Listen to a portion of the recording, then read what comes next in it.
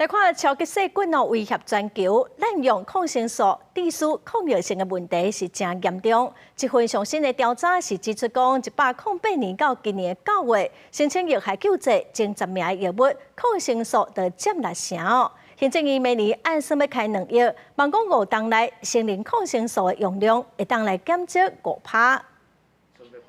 民众破病或者是身体无爽快时阵，拢会去医疗院所看医生。若是中耳炎、泌尿道感染这细菌感染，部分医师会开抗生素药物来治疗。譬如说，你蜂窝性组织炎就是一个细菌感染，你有鼻窦炎，你有中耳炎、扁桃腺化脓，这些都是很多都细菌引起的啊。那你要杀细菌就要用到抗生素嘛。不过，根据药害救济基金会上新的统计发现，108年到今年9月，药害救济给付案件可疑药品前10名，抗生素药物都占6个，大部分用在治疗细菌感染。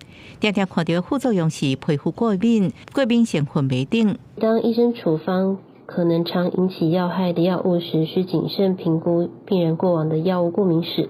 你保留这个处方间，下一次你去看病的时候，要跟医生讲说，我上一次吃这个药发生过敏，请你帮我注意一下。根据统计，过去25年来，药害救济案件将近4500件，给付金额超过6.5亿。因为超级细菌威胁全球，滥用抗生素恐惊造成抗药性。行政院每年按算投入2亿，希望5年内达到成人抗生素用量减5%，超级细菌感染下降10%的目标。记者综合报道。